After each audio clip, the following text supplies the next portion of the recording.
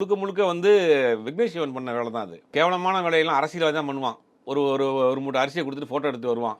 விஜய் ரசிகர்கள் கூட சமீபத்தில் சாப்பாடு போகிறப்ப பின்னாடி ஒரு ஃபோட்டோ தூக்கிட்டே போகிறது. ஆனால் விஜய் இப்போ அரசியலுக்கு வர போகிறாரு, அதனால அவர் செய்கிறாரு, அதை விட்டுருவான். எல்லா அரசியல்வாதி அப்படி தான் இருக்கிறான்.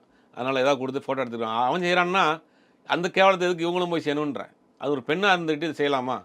நயன்தாரா வந்து ஒரு பெண்ணாக இருக்கிறாங்க. அவங்க கஷ்டப்பட்டு இந்த சினிமாக்குள்ளே தனியாக வந்து எத்தனையோ ஏமாற்றங்கள். நயன்தாராவுடைய ஹிஸ்ட்ரியை படமாக எடுத்தால் நல்லாயிருக்கும். நம்பி நிறைய பேர் ஏமாந்துட்டாங்க. கீழே ஒரு ஸ்டேஜில் வந்து நயன்தாரா ஒன்றுமே இல்லை அப்படிங்கிற ரேஞ்சுக்கு போன பிறகு தான் திருப்பி எந்திரிச்சு வந்தாங்க. உங்களுக்கு இல்லாத புகழ் இல்லை, இந்தியா முழுக்க அவங்களுக்கு தெரியும், வேர்ல்டு ஃபுல்லாக தெரியும், நம்ம தமிழ் மக்கள் எல்லாருமே தெரியும். அப்படி இருந்து ஏன் இந்த மாதிரி பிராண்டை ப்ரொமோட் பண்ணி ஃபோட்டோ எடுத்து? இல்லை, இது விக்னேஷ் சிவன் பண்ண ஆர்வக்குள்ளார் தான்.